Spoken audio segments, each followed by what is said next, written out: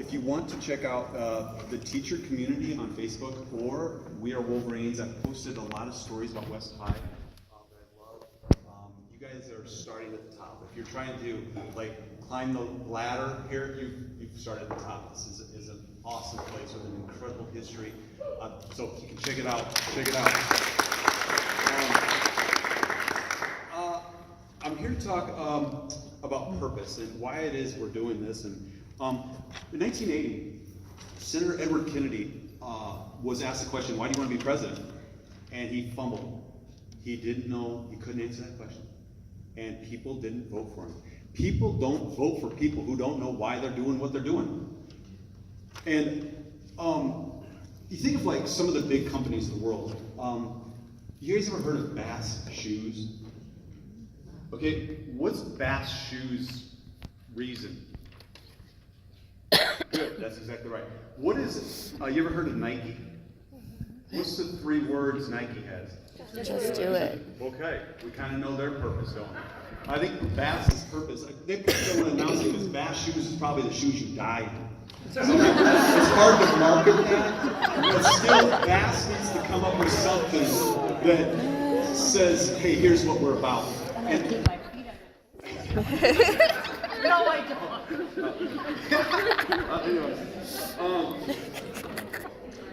I think that the purpose is so important, and I don't think it's a one. Let's do this one time this year. Actually, you can ask my wife. I do get up every morning at about 5 o'clock, and I do. One of the things I do is I review my purpose. I really do. My purpose, and I actually have it down to 5 words, if you can believe it. If you can believe that, I can get this in 5 words. My purpose is to be the Casa Franciscana. I've never worn this shirt. This is the first time I've actually worn this shirt. And I got to explain it because it won't make any sense if I just say, I want to be the Casa Franciscana. I got a little bit more to go.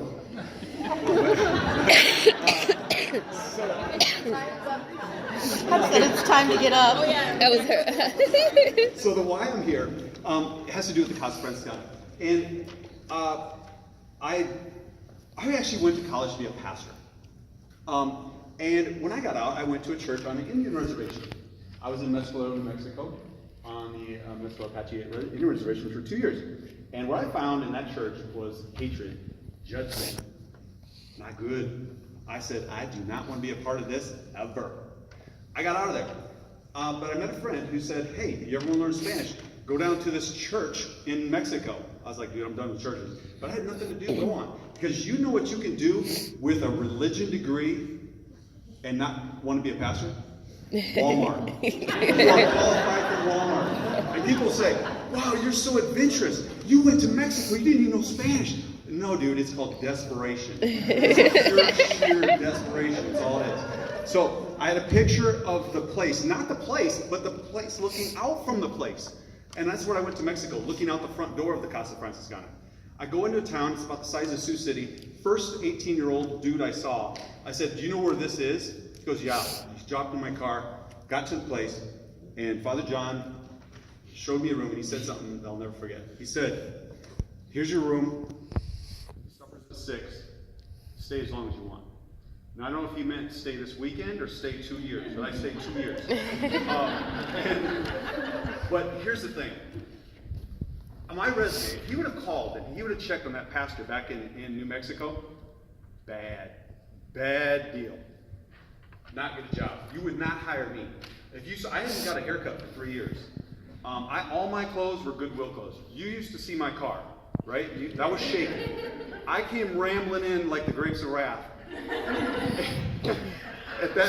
It wasn't impressive, folks. Father John said, here's your room. Supper's at 6. Stay as long as you want. That's what I want my room to be. I want the losers. Bring them on. One of my favorite things that I've ever done as a teacher is I've had kids eat their lunch in my room because that's probably getting bullied. Thank you. You just gave my life meaning. That's why I'm a teacher. I love that stuff. I got to meet at the Casa Franciscana, which I'm taping, and I'm going to send this to Mexico because they need to know what they've done. They're actually celebrating their 40th anniversary. I have the 97 shirt, which is the year that my wife graduated from high school. Don't tell my age. Dude, amazing people. I mean, I'm not kidding you. I met a guy who would be on par with Martin Luther King, Nelson Mandela, Mahatma Gandhi, Mother Teresa. Like, when he died, they had a 6-day ceremony, blocked off the town, shut down. They built him a marble house. This is one of the poorest areas of Mexico. They built him a marble house when he would have rolled over in his grave because he slept in the kitchen counter because his parishioners didn't have an air conditioner, and there was no way that Father Marty was going to have an air conditioner. So he slept but that's the kind of guy this guy was. And I got to sit in a car with Martin Luther King. And the craziest thing about sitting in a car with a Martin Luther King is that you realize they're just a human being. And that's a scary thing. Because if that human being can go feed 600 people a day, and all the stuff that he does, and it would take me 15 minutes to tell you what he did with his life, okay? Then maybe I could. And I remember but there is one difference about Father Marty and Martin Luther King type people, is that they have this nice outward shell of love, for sure. But inside, his core is a solid steel iron core that says, no excuses. No excuses at all. I'll feed 600 people with fishermen's leftovers. I'll go to the grocery stores, I'll get the milk that's almost expired, and I'll get 600 people fed a day. No excuses. When Mother Charity asked me to go teach a guy how to read and write up the street, I was like, I mean, part of me wanted to say, one, I don't know Spanish. Two, I've never taught anybody to read and write. But she was the kind of person you cannot do that to.